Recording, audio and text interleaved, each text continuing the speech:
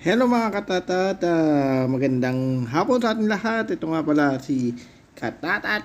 First vlog ko to, panoorin nyo. Sa sobrang init dito, nakakauhaw dito sa Middle East, kaya kailangan natin uminom ng tubig.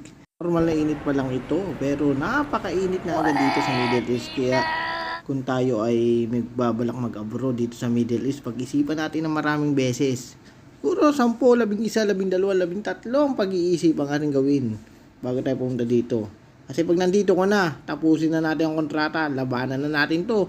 Yan ang aking ginagawa pag uwi ko sa bahay. Yan, una-una, magtatanggal ako ng aking pananamit.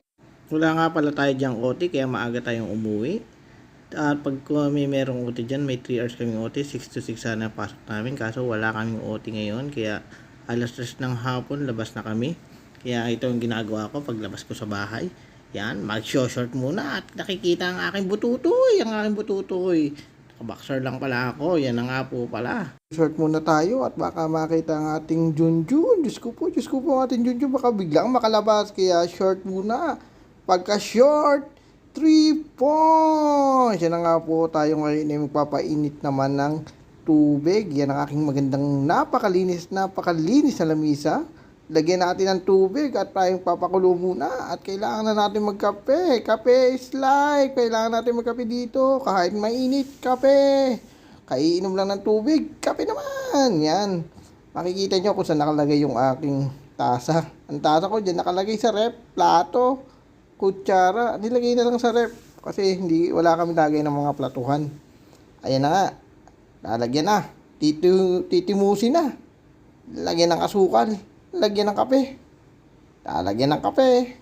Yan na. 3 points. Dagdagan natin yan. Kulang. Kuhanin natin yung asukal na napakatamis.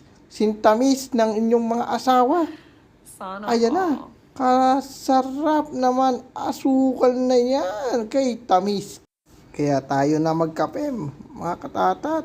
Tikman natin ang ating kape. Yan na, kinuha na pinakulong tubig. Nilagay sa tasa natin.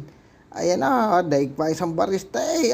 Mamaya na may hahaluin mo lang naman din yan ng kutsara. Ikaw talaga katatat. Ano ba naman yan? Ay, timpla. Salamat sa inyong panonood. Sa susunod na video ulit.